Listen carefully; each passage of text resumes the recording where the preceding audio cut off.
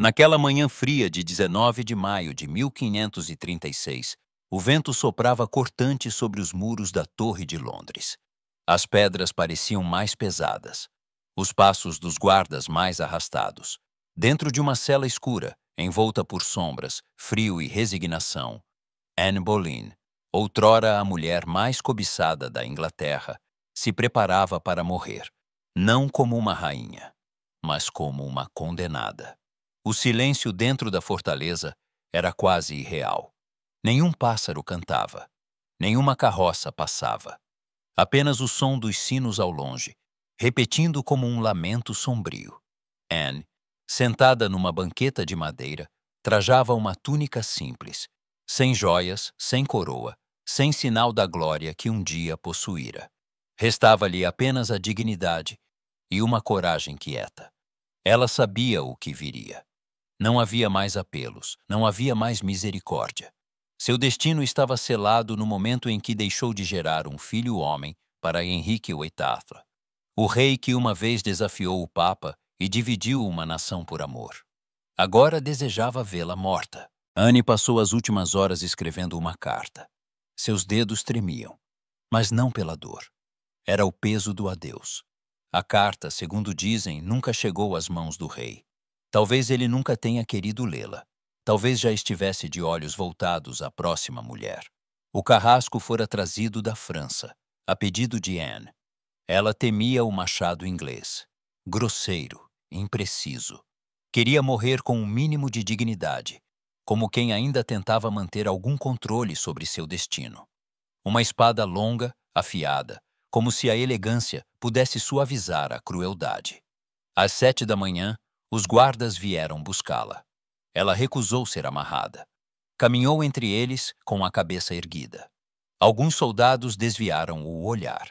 Nenhum homem conseguia encarar diretamente aquela mulher que seguia para a morte com tamanha serenidade. O pátio da execução estava montado, o cadafalso coberto por palha úmida. Um pequeno grupo de pessoas se reunia, nobres, oficiais e alguns plebeus autorizados. Ninguém falava.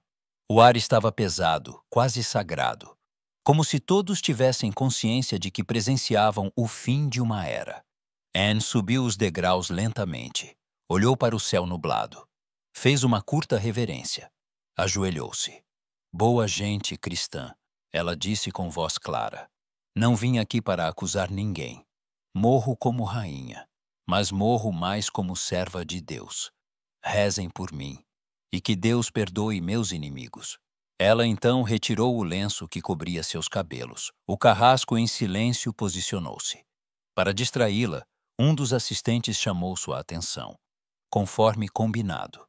Enquanto Anne virava levemente a cabeça, a lâmina cortou o ar, com precisão, com frieza, com a eficiência de quem já havia matado muitas vezes antes. O corpo tombou de lado, a cabeça rolou devagar, até repousar sobre a palha. Uma poça de sangue escuro se formou ao redor. E o silêncio que se seguiu foi tão absoluto que alguns disseram ouvir o som do último suspiro da rainha. Ninguém aplaudiu. Ninguém chorou em voz alta. Até os corvos permaneceram em silêncio. Henrique VIII não estava lá. Ele cavalgava em direção ao castelo de sua nova pretendente, Jane Seymour. Horas depois, sorriria em um salão iluminado, celebrando o fim de um casamento e o início de outro. Mas Anne não foi esquecida. Não por todos. Sua morte marcou o início de algo maior do que ela mesma. Mudou a religião, a política e o próprio trono da Inglaterra. Mas antes de tudo isso, houve uma jovem, um olhar e um rei que desejava tudo, menos ser recusado. Essa história não começa no cadafalso. Começa com desejo, com ambição e com promessas que jamais seriam cumpridas. Antes de se tornar uma rainha decapitada, Anne Boleyn foi apenas uma jovem cortesã com olhos penetrantes e uma inteligência feroz. Diferente das outras damas que sorriam em silêncio e abaixavam a cabeça diante dos poderosos, Anne falava com clareza, caminhava com decisão e sabia exatamente o que queria, mesmo que ainda não soubesse o quanto isso custaria.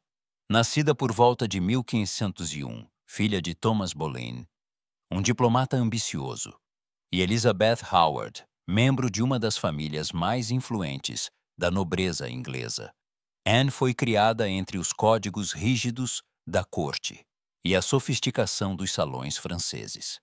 Passou parte de sua juventude servindo como dama de companhia na corte de Margarida da Áustria e depois na da Rainha Claude, esposa de Francisco I da França. Foi lá que aprendeu não apenas francês fluente, música, dança e poesia, mas também o jogo do poder. Observava silenciosamente como os homens mais poderosos do continente sucumbiam diante da beleza, do charme e da astúcia. E ela memorizava tudo, com olhos atentos e mente afiada. Quando retornou à Inglaterra, por volta de 1522, Anne não era mais uma jovem ingênua. Trazia consigo um ar estrangeiro, uma graça que destoava do comum e uma presença que magnetizava até os mais altivos. Na corte do rei Henrique VIII, ela logo chamou a atenção, mas não imediatamente do rei. Inicialmente, foi sua irmã, Mary Boleyn, que se tornou amante de Henrique. Mary era doce, bonita, submissa, mas não era memorável. Quando o olhar do rei finalmente se voltou para Anne, ele encontrou algo diferente. Algo que não podia comprar, nem ordenar. Encontrou resistência. Anne recusou ser amante. Recusou ser mais uma. E foi essa recusa que acendeu o desejo de Henrique de maneira quase obsessiva. Durante anos, ele cortejou Anne com cartas apaixonadas, das quais ainda restam algumas, repletas de declarações desesperadas, promessas de fidelidade e juras de amor eterno. Mas Anne não cedia. Ao menos, não sem garantias. Ela queria mais, queria tudo, e tudo para Henrique significava algo impossível.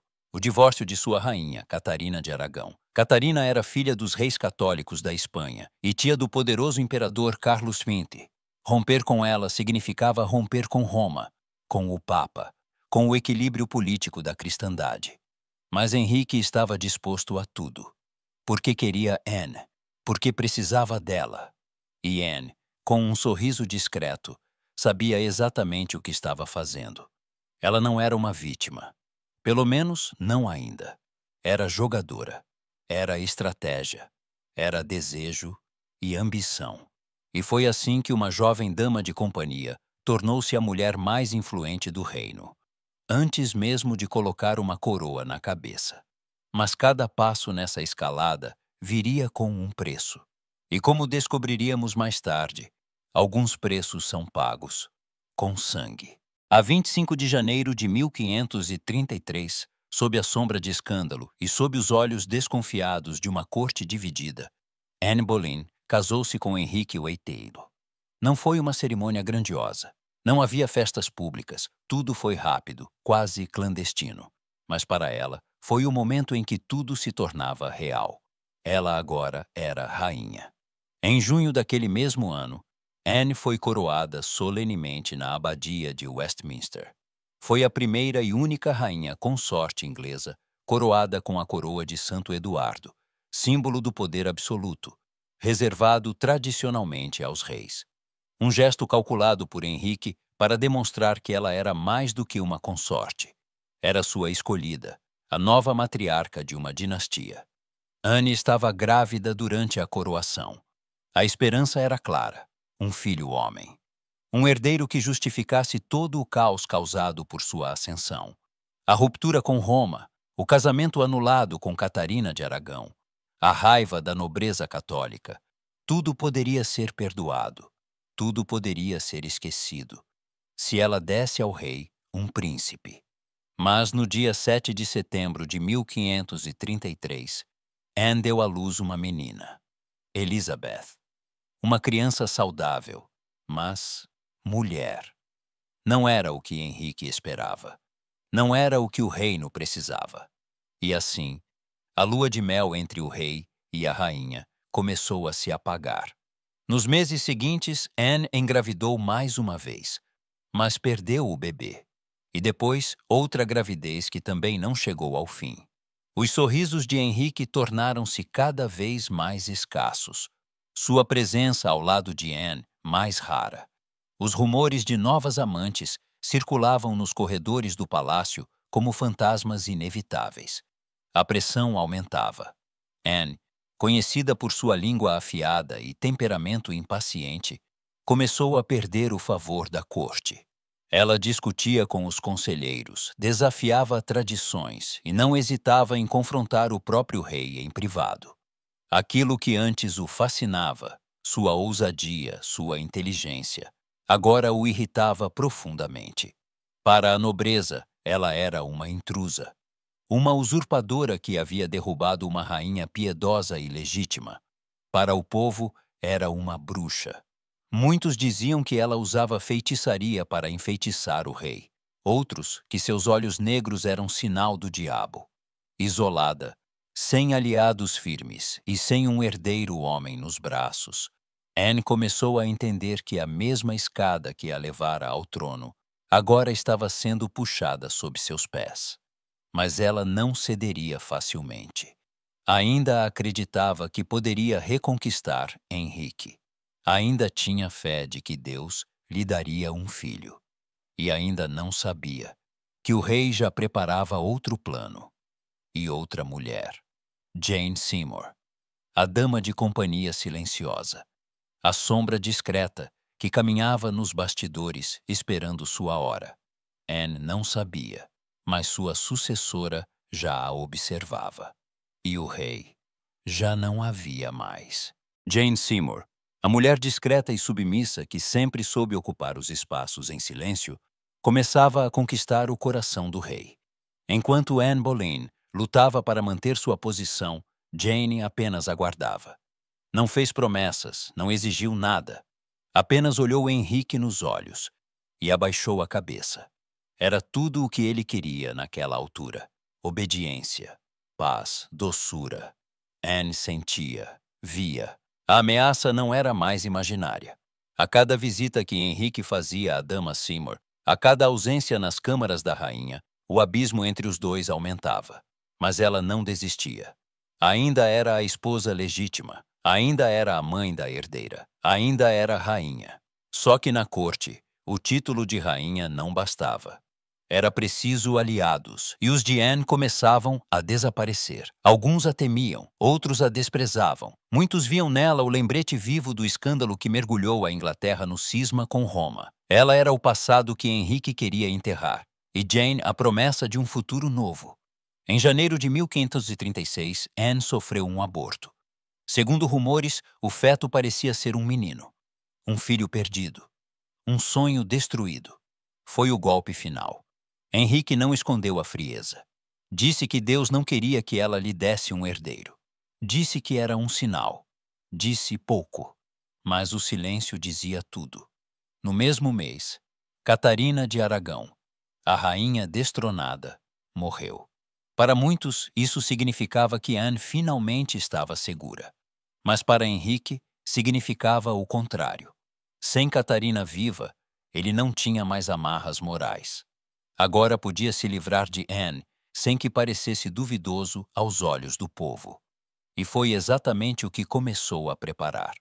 Thomas Cromwell, conselheiro real, homem frio e calculista, recebeu a missão velada. Encontrar uma maneira de derrubar Anne. Não seria fácil acusar uma rainha de traição, mas não impossível. Eles começaram a observar, a ouvir, a buscar brechas. E encontraram.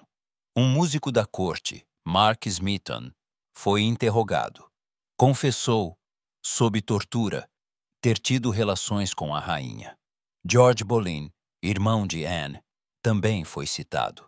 Outros nomes surgiram, todos acusados de adultério com a soberana. Era absurdo, era impossível, mas era conveniente. Henrique se afastou de Anne completamente. Seus olhos agora estavam voltados para Jane. E enquanto a futura rainha era cortejada com flores e promessas, a atual era vigiada e condenada em silêncio. Em 2 de maio de 1536, Anne foi presa e levada à Torre de Londres, não como rainha, mas como ré. Foi acusada de adultério, incesto e conspiração contra o rei. 3 crimes que, sozinhos, já bastavam para a execução. Juntos, eram uma sentença garantida. Quando chegou à torre, Anne perguntou se seria mantida na mesma cela onde outrora Catarina de Aragão fora confinada. A resposta foi não. Catarina morrera em seu castelo. Anne seria julgada e morta ali mesmo. Na cela, ela oscilava entre desespero e dignidade. Em cartas, dizia que confiava na justiça de Deus. Chorava, rezava, negava tudo, e mesmo assim, esperava. Enquanto isso, 5 homens foram presos, entre eles seu irmão George e o cortesão Henry Norris. O julgamento foi uma formalidade. As provas eram frágeis, baseadas em suposições, testemunhos duvidosos e confissões sob tortura. Mas o veredicto já estava selado, culpados. Anne foi julgada em 15 de maio. Vestia preto, enfrentou os juízes com firmeza. Disse que amava o rei. Disse que nunca o traiu. Que as acusações eram mentirosas, mas não adiantou. Foi considerada culpada de todos os crimes. A sentença, morte pela espada. 2 dias depois, seu irmão George e os outros 4 acusados foram decapitados, em praça pública. Os corpos arrastados. O povo assistia com espanto. Muitos em silêncio. Alguns em lágrimas, outros em silêncio de medo. Anne viu o cortejo passar da janela de sua cela.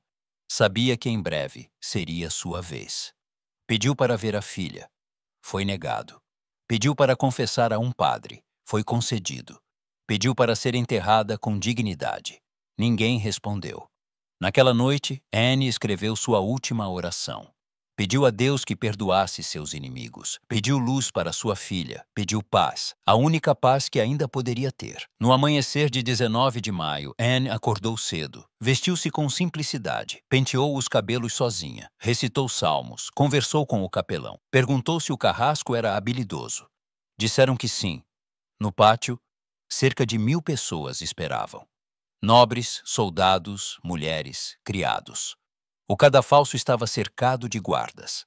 O carrasco, trazido da França, já aguardava.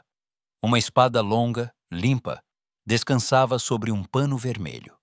Anne subiu os degraus com passos firmes, ajoelhou-se. Pediu ao povo que rezasse por ela. Disse que morria inocente, mas submissa à vontade do rei e de Deus. Jamais desejei a morte de ninguém, e não acuso ninguém por minha sorte.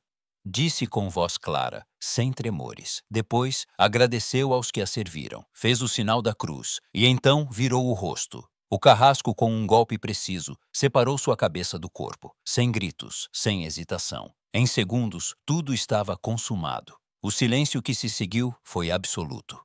Até os corvos pareciam calados. O corpo de Anne foi colocado em um caixão simples, improvisado a partir de uma caixa de flechas, enterrado sem lápide, dentro da capela real da torre.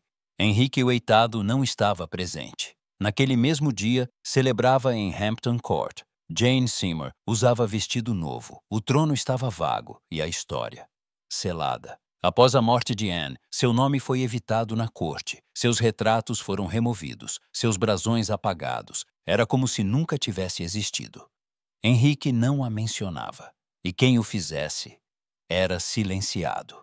Mas havia uma exceção: Elizabeth, a filha que Anne deixara para trás. Declarada ilegítima pelo parlamento, a menina foi retirada da linha de sucessão. Passou a viver afastada, com uma pequena comitiva. Mas sobreviveu. Cresceu observando, aprendendo e carregando o nome da mãe que não podia ser pronunciado. Com o tempo, outras esposas vieram. Jane Seymour morreu no parto. Ana de Cleves foi anulada.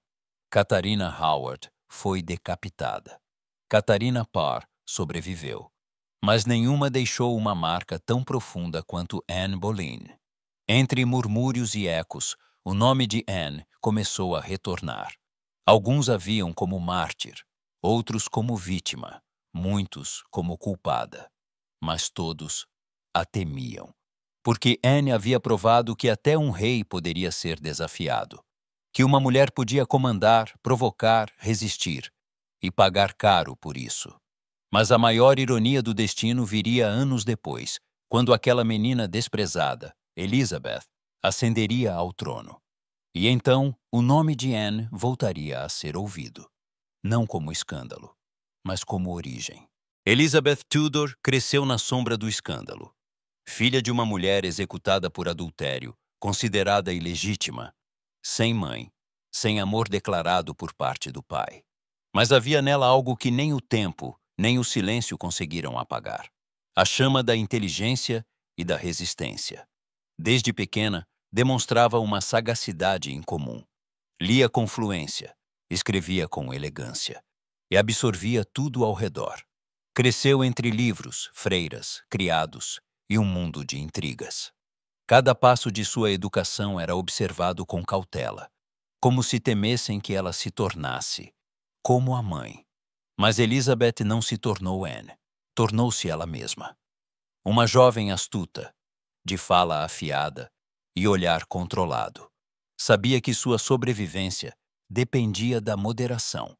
Tinha o sangue Boleyn, mas aprendeu a não deixar que ele a dominasse. Durante o reinado de seu meio-irmão Eduardo VI, foi mantida sob vigilância. Quando Maria Pimento, filha de Catarina de Aragão, assumiu o trono, Elizabeth viveu o terror. Foi presa na torre como a mãe. Acusada de conspiração, sentiu o frio das pedras que sua mãe conhecera. Dormiu com medo de não acordar, mas sobreviveu. E quando Maria morreu, em 1558, Elizabeth tornou-se rainha. Era jovem, mulher e bastarda, segundo muitos, mas assumiu com firmeza. Declarou que governaria como rei e rainha. E durante os 44 anos que reinou, transformou a Inglaterra em uma potência. Foi chamada de Gloriana, a rainha virgem, a mãe do povo. Mas por trás de cada decreto, cada triunfo, havia a sombra de Anne Boleyn. Elizabeth raramente falava da mãe, mas sabia o que havia acontecido. Carregava o luto silencioso. Manteve alguns criados que haviam servido Anne. Leu suas cartas, guardou suas joias. E, ao contrário do pai, nunca mandou apagar seu nome. Anne havia morrido como herege. Elizabeth restaurou a fé protestante. Anne havia sido acusada injustamente. Elizabeth reformou o sistema de justiça. Anne havia perdido tudo. Elizabeth lentamente devolveu-lhe a honra, com o próprio reinado. Com o passar dos séculos, a figura de Anne Boleyn foi se transformando. De bruxa a mártir, de pecadora a símbolo. Historiadores, artistas, escritores, todos tentaram compreender quem ela realmente foi. Seria ela uma mulher ambiciosa que destruiu um casamento real? Ou uma vítima das paixões de um rei egocêntrico? Uma jogadora de poder ou um peão em um jogo maior do que ela? A verdade é que Anne era tudo isso, e mais. Foi vítima e autora. Sonhou alto, jogou pesado e perdeu. Mas sua derrota pavimentou um caminho que nenhuma mulher antes dela ousara traçar. Ela abriu espaço para Elizabeth. Inspirou outras rainhas. Mostrou que, mesmo em tempos de silenciamento, uma voz feminina poderia ressoar, ainda que entre sussurros e sangue. Na Inglaterra moderna, seu nome é estudado, homenageado, revisto. Livros, séries, filmes, todos tentam capturar o mistério de sua vida. E cada vez que seu rosto aparece em uma tela ou página, sua história ecoa outra vez. A Torre de Londres, onde morreu, hoje recebe turistas. Sua sepultura, antes anônima, agora tem uma lápide. Ali, onde seu sangue manchou a palha, flores são deixadas todos os anos. E muitos, diante daquele chão, sussurram seu nome em respeito ou em culpa histórica. Anne não teve estátuas erguidas em sua vida, Mas teve uma filha que se tornou lenda. E isso, talvez, tenha sido sua maior vingança. A história de Anne Boleyn não é apenas sobre uma rainha executada. É sobre os limites do poder, sobre a força e o perigo do desejo. Sobre o que acontece quando o amor vira obsessão e a paixão vira sentença. Henrique VIII moveu céus e terras para tê-la. Rompeu com o Papa. Enfrentou reinos, desafiou séculos de tradição. E quando finalmente a teve, se cansou. Desejou o impossível, um herdeiro. E quando não veio, culpou Anne. Não a biologia, não o acaso, mas ela. E por isso, ela morreu. Essa é a tragédia de Anne. Amar um rei e acreditar que poderia sobreviver ao jogo que ele próprio criava. Tê-lo feito se ajoelhar, apenas para depois ajoelhar-se diante da espada. Mas mesmo com a cabeça separada do corpo, sua história não foi silenciada. Anne Boleyn não morreu em vão. Não morreu esquecida. Ela permanece como um aviso. A cada mulher que ousa desafiar o poder. A cada homem que usa o amor como instrumento de controle. A cada sociedade que escolhe punir as vozes femininas que se erguem além do permitido. Anne morreu há quase 500 anos, mas ainda respira, nas palavras que deixou, nos olhos da filha, nas páginas da história, porque há mortes que não calam, e há mulheres que nem a lâmina pode apagar.